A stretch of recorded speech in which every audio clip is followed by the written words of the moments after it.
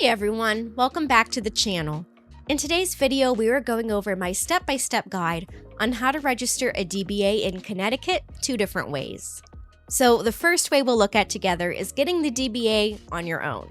But don't worry, we'll go through each step together and explain everything you need to know as we go. The second way leaves all the hard work to a professional company like LegalZoom. Now, in case you've never heard of them, LegalZoom is an all-in-one online platform that has helped more than 4 million business owners form their own LLCs, corporations, and DBAs for the past 2 decades. And they have a team of support professionals on standby to guide you along every step of the way. So if you want to learn more about DBAs and how to set one up in the state of Connecticut, then welcome, you're in the right place. And before we move on, if you decide that you want to check out LegalZoom for yourself, you'll find an affiliate link down in the description that will give you a bit of a discount you won't find directly on their website. So that being said, what is a DBA? A DBA stands for doing business as. Sometimes it's called a trade name or a fictitious business name. It allows a business to operate under a name that is different from its legal name or the name of its owners. Say my friend Denise Smith wants to open a jewelry store called Shiny Jewels instead of her personal name. That means she could register a DBA so that the business could legally have that name. So it would be Denise Smith doing business as Shiny Jewels. But DBAs have another purpose too.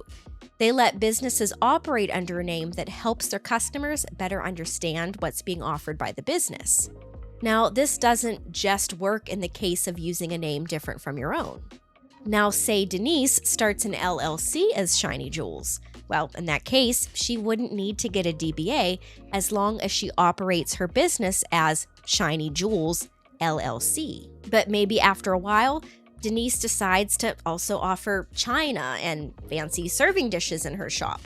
She could still keep her business name the same and just offer new products, or she could adopt and brand a new name. Instead of starting a second LLC, she could use a DBA to name her shop to reflect the addition of the new inventory while still being able to use her existing business structure. Now, DBAs are solely used for naming purposes. They don't give their owners any legal protection, and a DBA isn't a business entity. If you need help with starting your own business entity, we offer a ton of videos to help you with just that, so be sure to check those out as well. The first step to register your DBA in Connecticut is to make sure the business name you want is available. Now, here DBAs are filed at the city level, so a good way to check this is by reaching out to your local county clerk's office. If you need help finding out who that is, the Connecticut Town Clerks Association website can help you out with that. A trip to the Federal Trademark and Patent Office wouldn't hurt either, or a Google search would work too. The only restrictions Connecticut has when it comes to picking out a name are that the name shouldn't claim to be a business structure it isn't. Use words like attorney unless there is a licensed attorney on staff with the business, and specific words like bank, trust, or savings. Once you have your business name picked out, you can start your registration paperwork. Like I mentioned, DBAs are filed at the local level, so what that process and paperwork looks like will look different for everybody. But for example, if your business will be located in the city of Stamford, the application is an online form that needs to be completed online, printed, and mailed in. Some of the questions you'll see on the application include the DBA name you've chosen, and a brief description of what you intend to do in the business, the name of the owner requesting the DBA, and their address. You'll also need to get the form notarized, and this seems to be a given across the state. Prices of a DBA range from $5 to $10, depending on where you're setting up shop. DBAs don't expire, and the fee is a one-time charge. Now, if doing all of this on your own sounds like a headache, there is another option. Personally, I have so much to do in a given day, both personally and professionally, that I would rather spend that time doing something else. Which is why I chose a formation service like LegalZoom to go through this process for me. On a personal note, I see LegalZoom as one of the best business formation services out there, especially for beginners, because they take care of all the legwork for you. Now, don't get me wrong, there are other great services that I also tried, like Zen Business, Swift Filings, and Taylor Brands. So I'll go ahead and leave some review videos down in the description if you want to check them out too. Now, before we get further along, let me tell you more about LegalZoom. Their company began with a mission to make legal help accessible to everyone, starting their business with 10 online services, ranging from estate planning to business formation. Their business has since expanded to now include personalized legal advice, and now they offer a one-stop shop for LLCs, corporations, nonprofits, DBAs, and you don't have to be a business owner to benefit from their services. They can even help with personal services like estate planning, deed transfers, and power of attorneys. So that being said, let's go through the process of registering a DBA with LegalZoom. The whole application is 4 steps and takes about 5 minutes from start to finish. The first step is to select the state, county, and town you're registering in, and what business entity you follow, like sole proprietorship, LLC, C Corp, you get the picture. On the next page, you'll enter the business name you've picked out.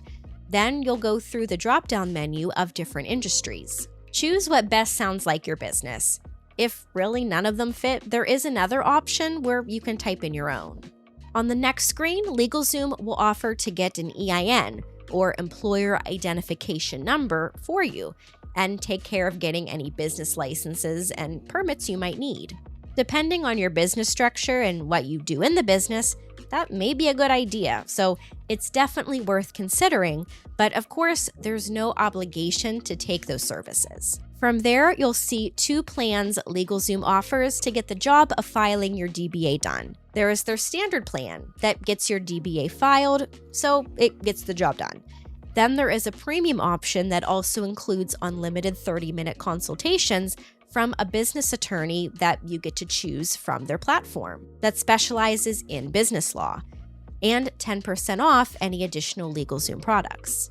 Once you pick your plan, you'll get 2 offers for business checking accounts, one from Novo and the other from Bank of America. There's no obligation to take those offers, but they are there if you want to check them out. Finally, in the last step, you'll go through checkout, and the application will make its way for processing. How long processing takes will depend on how quickly your local clerk makes their way through all the applications. But you see, the process doesn't have to be lengthy. It can be quick and efficient, leaving you more time to take care of the other 100 things on your list. So, just as a recap, here today we went over both ways to register a DBA in Connecticut. The DIY route, where you take care of it all, or having LegalZoom do everything for you. At the end of the day, LegalZoom is a great option for registering your DBA. The process is fast and user-friendly, and they can help you with just about every aspect of your business, like setting up an LLC, corporation, or nonprofit too. And they work with you after forming your business, so you can be sure your company is meeting all its requirements. They truly offer a valuable one-stop shopping experience that offers you more support and guidance in starting your business than you would doing it on your own. And as a small business owner, that support is priceless. And that's going to be it for today. I really hope you found this video helpful, and if you did, hit the like button and subscribe for more. And like I mentioned before, if you want to try LegalZoom out, check out the link in the description to get that discount you wouldn't be able to get if you went straight to their website. Also, I love hearing from you guys. What are your thoughts on LegalZoom? Or do you have a question I didn't cover in the video? If you do, please drop it in the comments below, and I'll do my best to try and answer them as quickly as I can.